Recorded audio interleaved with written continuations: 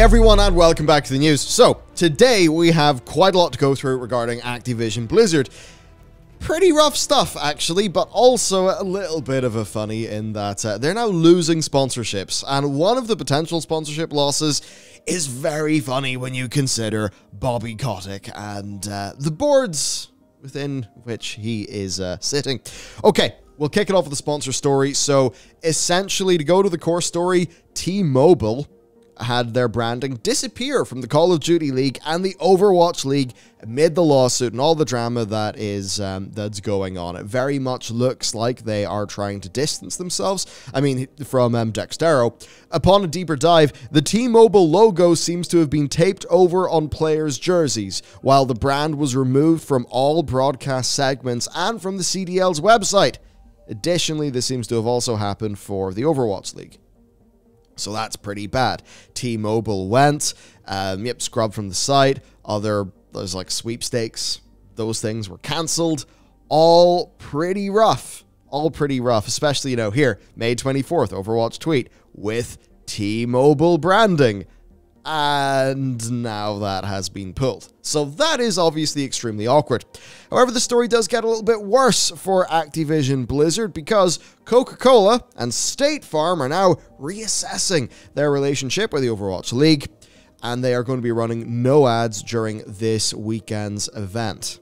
I do imagine that these people will come back for the advertising, but it does show a reaction here, and this is a reaction that no doubt will continue to, rattle the investors, because Activision is at a recent low, closed around $80 yesterday, just quite a bit lower than when it was up around 100 not that long ago. So yeah, a spokesperson from State Farm said that they're reevaluating their limited marketing relationship. And whenever you see words like that come out, the limited relationship, that's them trying to we were never too close to that bunch anyway. And then for Coca-Cola, well, they said that they are aware of the allegations, that they've been closely monitoring the situation, and they're actively working with their partners at Blizzard as they take a step back for the moment. Now, what's very funny there is Bobby Kotick's on Coca-Cola's board of directors, and here's Coke pulling from the Overwatch League, which is pretty awkward.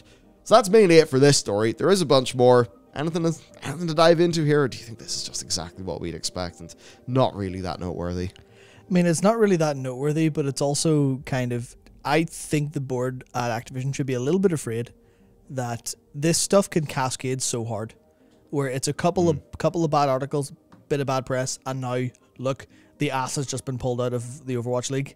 Maybe less a Call of Duty League, because that's probably supported elsewhere by different partners. But the Overwatch League in particular, it really can't be doing with losing major sponsors, even for a brief period of time. It just can't be doing with it, because that's what's keeping it afloat. Yeah. And investors going, oh, well, your esports is falling apart because of all of these lawsuits and all these allegations. It's just, you can just see the house of cards would start to fall really hard. It's extra bad in a world where, based on what people have shared, team owners in the Overwatch League have not been thrilled. No. And the general numbers of the Overwatch League have not been particularly great. Because I remember even reading some accusations, Coca-Cola's sponsoring it. Bobby's on is there a deal? What's going on? It definitely makes you worry, especially because they really pumped up the esports angle. I remember going through that massive article with you like a year ago or something. But it was just that thing of like, this esports stuff is so hyped up to investors and stuff like that. Anything that rattles it, as you say, house of cards. Yeah, I mean, the thing that I'm kind of worried about from the more video game perspective of this is that if the Overwatch League starts to look dangerous and starts to look then like a little bit worse for investors, then their opinion of the Overwatch IP in general is going to dip down, which, could impact funding for Overwatch 2. It could impact a couple timelines there, and it could just result in them, the general C-suite going, maybe Overwatch isn't as hot as we want it to be or thought it could be, and then you've got issues where you've got the entire house of cards falling because a sponsor left for a bad reason, And then, like the Dominoes falling meme that's going around recently. It's just, Coca-Cola don't like these allegations in a headline. Next thing you know, Overwatch is dead. That's the kind of thing that could conceivably happen. It's a bit much, but you know what I mean. Yeah, as much as Heroes of the Storm had its esports flounder and then was downsized as a game, I really doubt that'll happen with Overwatch just because of the sales potential. Yeah. If something like that was the case, I would be shocked and surprised, which is saying a lot because there's not that much that would shock or surprise me. Now, there is one thing that did shock and surprise me, and that was the awful leadership qualities of a certain Frances Townsend. Oh, beautiful. And she is our next piece of news. So, here is Fran Townsend. Now, the deal with Fran is she is a recent person at Activision-Blizzard. And she got into a fair bit of trouble. So the reason why we all know about Fran is that this was her response to the lawsuit from California. You know, the one that's saying, as the executive sponsor of the Activision-Blizzard King Employee Women's Network and Chief Compliance Officer, and she then just went on to completely downplay, all of the allegations. This prompted fury within Blizzard. I know that for a fact, and I'm sure it did, within Activision and King as well. This, in fact, spurred on quite a lot of employee anger. So, a pretty insane situation. Now, a lot of employees were voicing their concerns that this was the person who was, who was the corporate sponsor or the executive sponsor of the big women's group at the company, and she's saying this shit. So, a lot of people didn't have faith she's the right person for that role, so they were calling for her to, at the very least, stand down from that additional position as the executive sponsor. Now, none of that's happening, it seems so far anyway, even though Bobby Kotick did admit that their initial responses were tone deaf, which is putting it lightly. Now, Fran is already not that popular because of a certain thing that went down called enhanced interrogation. We'll get into that in a little bit. Didn't think doing gaming news would take us into this territory, but hey, here we are. The world's getting really insane. It's quite funny. In a world where every voice matters is literally on the Blizzard campus, and then they see Fran very much downplay many of those voices, you can see why the Blizzard employees were furious at this. Now, this all got a bit worse, because Fran thought, and this truly boggles the mind, Fran thought that in the current environment, that with everything going on, that this was the thing to tweet. This is an article, The New Moral Code of America's Elite. She tweeted, at the people, and the problem with whistleblowing. An article from The Atlantic. Cool. So, whistleblowing a situation such as your boss getting a bit handsy, some bad things going, somebody coming forward about something bad happening to them at work, that is a form of whistleblowing, right? It's blowing the whistle on a terrible thing that's happening at the company. And she thinks this is the okay thing to tweet. Now, the thing here, to be very clear, it's not about the content of this article, or I mean, it probably is, but my point is more that, this is just optics, right? This article could be making a good case for something. I mean, based on that headline, I don't friggin' think so, but it's less even about the article. It's more about the optics and the way that she operated.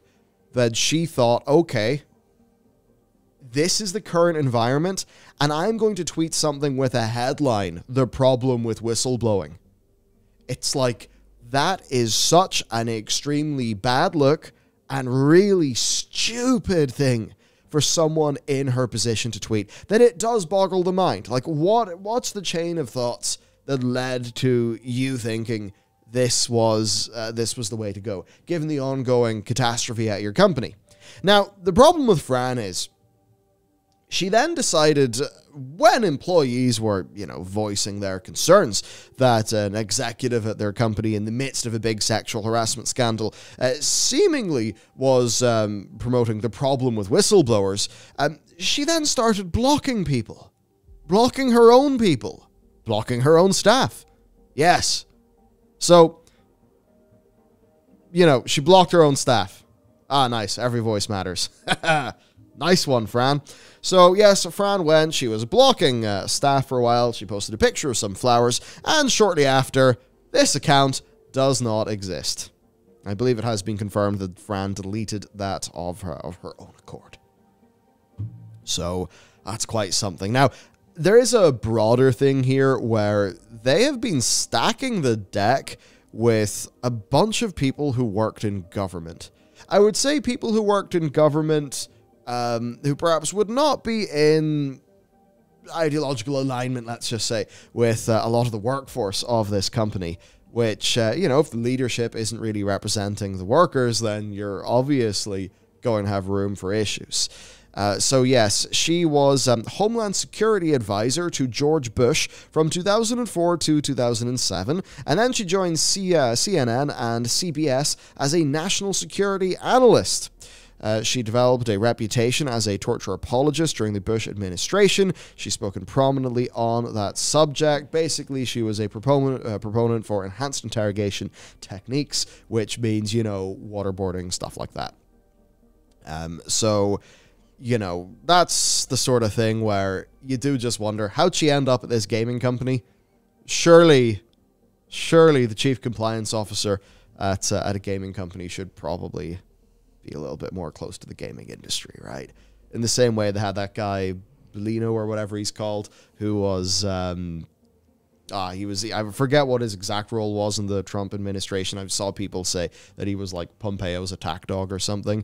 And also, we're not Americans, so, you know, this is not our government, not our, you know, votes or anything like that. It's just obviously a situation where not really going down great with the people actually working in these games, and that's obviously something that's a leadership issue at the company, right?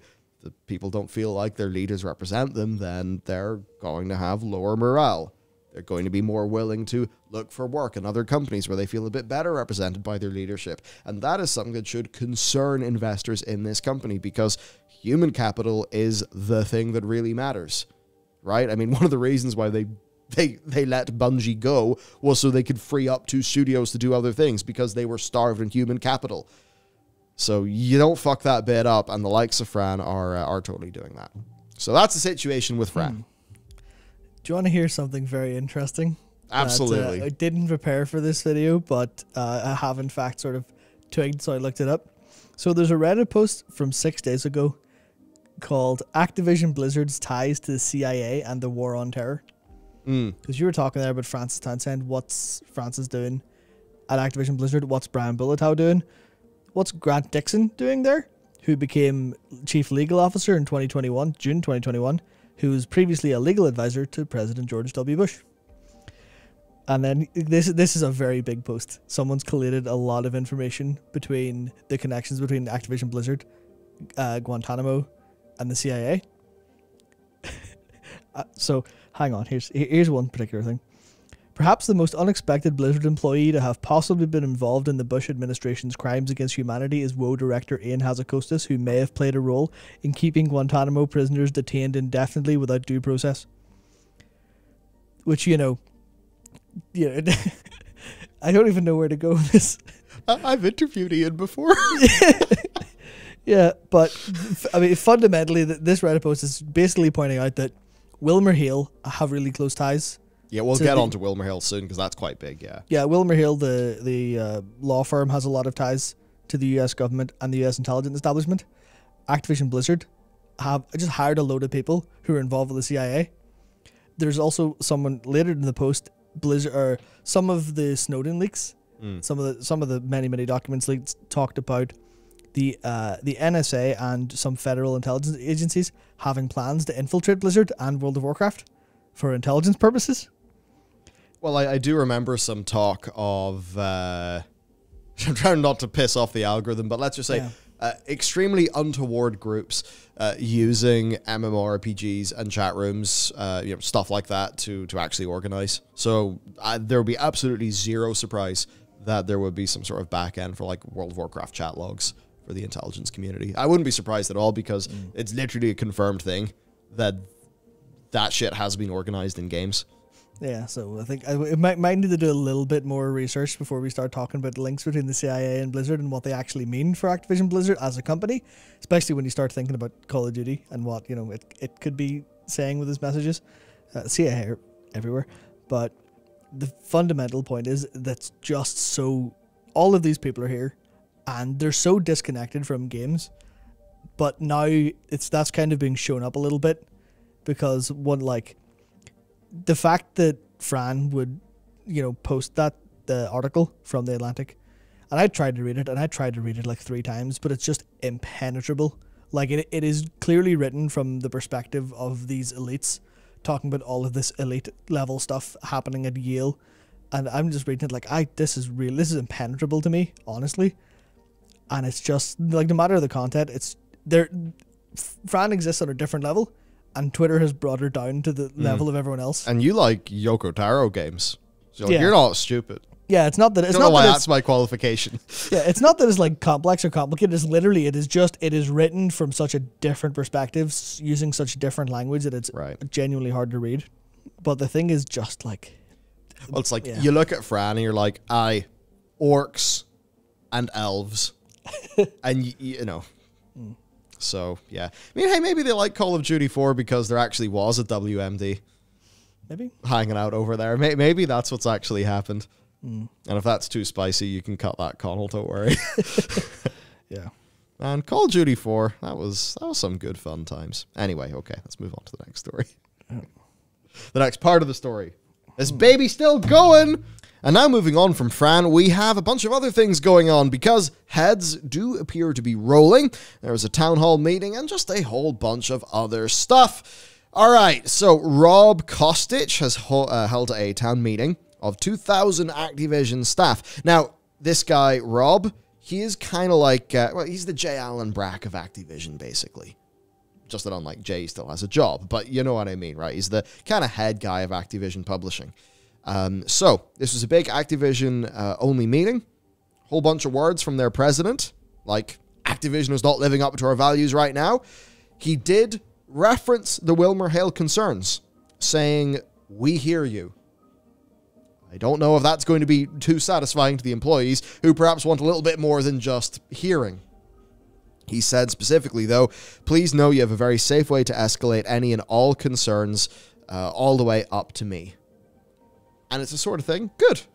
And if he is actually going to sit down and, you know, get a concern from somebody and give it the time of day and take the appropriate action, then sure, absolutely good. Leaders stepping in, stepping up is exactly what we want. I just think we need to hear from the employees, you know, just say, hey, oh yeah, you know what? Rob actually did a good job. He helped us. Just, we can't really just take people's word for things, you know, given all that is going on. Also, the general manager of Call of Duty and Infinity Ward's lead both spoke as well at this meeting. And the meeting ended with, quote, I recognize everyone wants a lot of urgency on this, but we have to make sure we get this right. We have to make sure we rebuild the trust in Activision.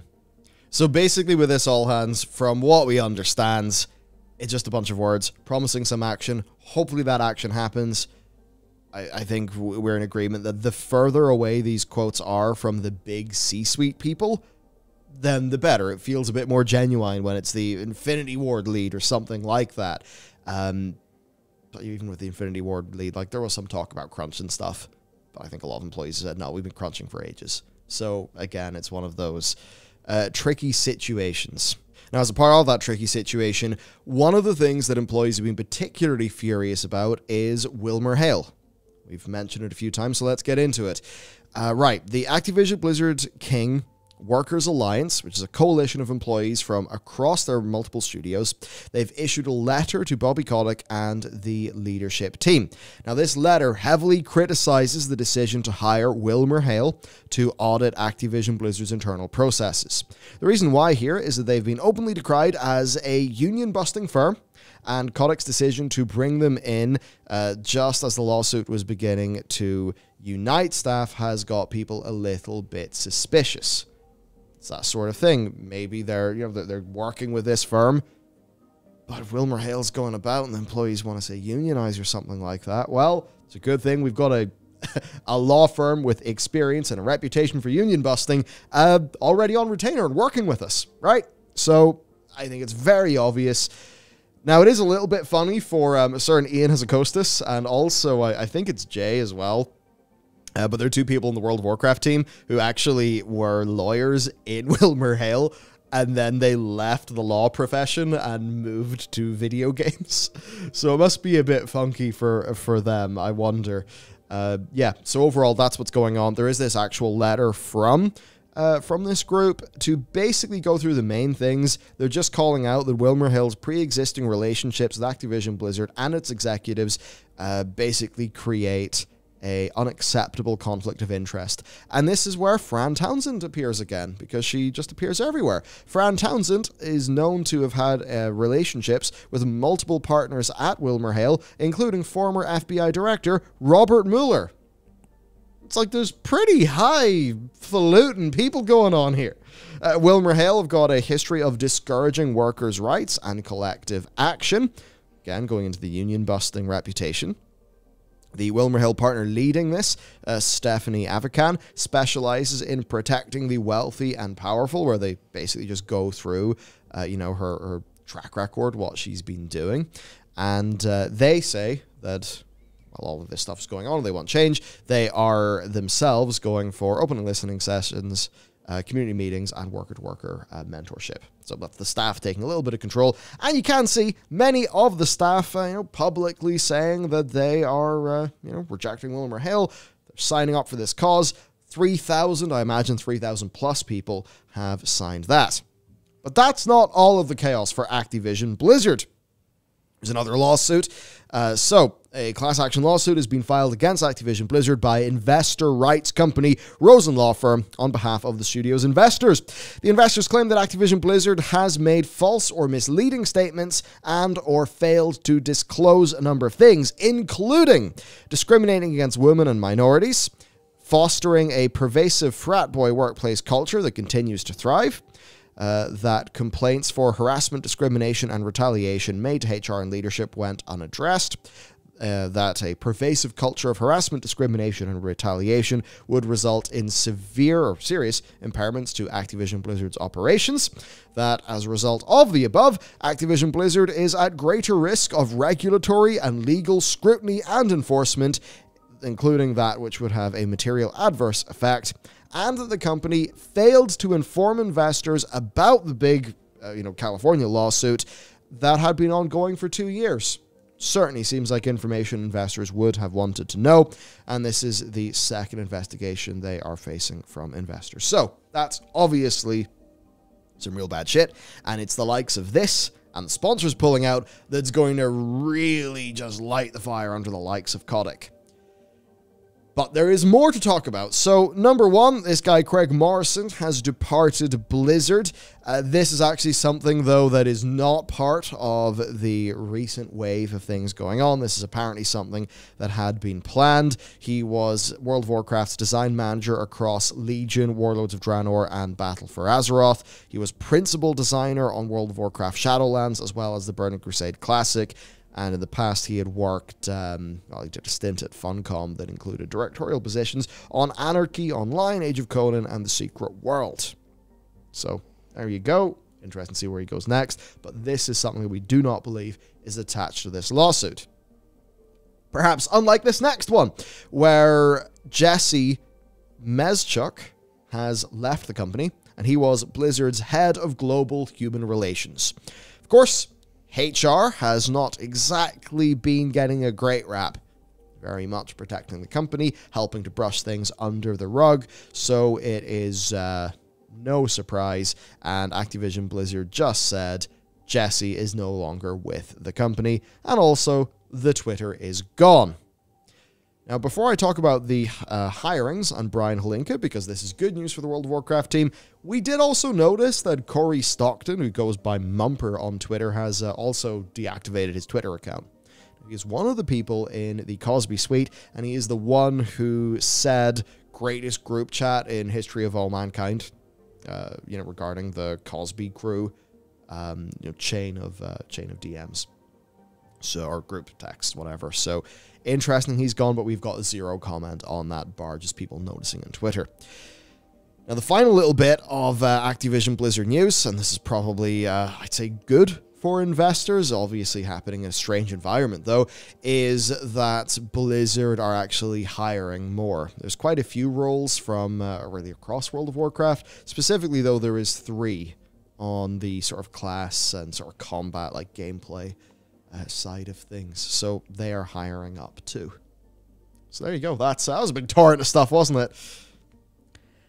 Yeah, it's like never a dull day at Activision Blizzard. That's what it seems to be at the minute. I mean, I think the Holinka talking about the 3 combat positions, or the combat positions, open positions on the combat team, I think they're hiring somewhere in the range of 11, 12 overall, maybe even 11, 12 positions. So they are actively hiring, and they're not replacements. Very specifically, none of the open positions are replacements. Brian confirmed that. Yeah, because people were assuming that. They're like, oh, you're opening a hiring wave now. I guess it means everyone's just, decided to leave, but apparently not. And it seems that the World of Warcraft team, obviously they were the ones most heavily implicated in the lawsuit historically. Yeah. Being the big Alex, and being the big important part of Blizzard in their youth, their relative youth. Then I guess that between the statement that they had and that, it feels like they're the internal team that's doing the most to kind of throw off those accusations and go, no, we as a Warcraft team are actually good now, and then they're hiring up to deal with that. From what I understand, things in the WoW team did get better over the last few years. Yeah. And that there have been people diligently reporting problems to HR when they cropped up. I think not enough work was being done. But I had heard things were getting better anyway, so maybe this is a case of the WoW team was already going through a bit of a change, a bit of a growing up, and trying to expel all of those problems. But I imagine not enough change, too slow, and this is probably a massive acceleration of that. Just given that a bunch of the WoW team's issues. Now, there are new problems with, the sorts of people, the kind of cuttlefish style predators, the sort of more sneaky types, versus the older stuff, which was just real bad culture, people being very overt, like the behavior of Afrosabi. Yeah, I mean, that brings me to a nice tease for some future content when we're gonna talk about Fulbright at some point. Oh yeah. But there was some I think it was a journalist brought up, this person was in charge of this place that was writing all these these diverse stories for a diverse audience, but at its core it was still this dude doing behavior, having this kind of behavior. And a response that really stuck with me was just someone with an image in that kind of meme calligraphy kind of format, just never trust a soft boy. I was like, I think that's the different type of not trusting that I think people have to learn for the modern age, as opposed to what happened with Blizzard. Yeah, it's not just like some fat cat with imagine this has got whiskey and there's a big cigar. Yeah, it's not just that. It's like a different thing in the modern era. And I guess with Fulbright, it is that thing of what happens when the author writer who you think is irreplaceable is also a massive problem asshole.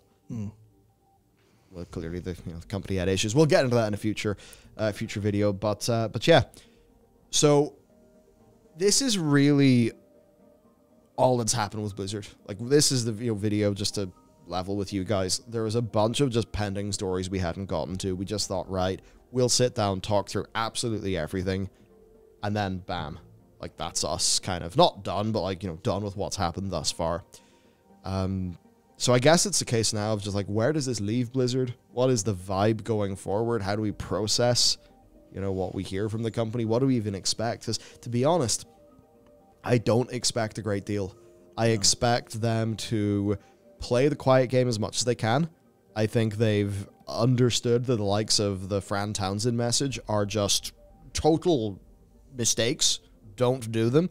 So I think they're probably just going to clamp down on communications. There'll be more press releases, more statements, updates from the leadership.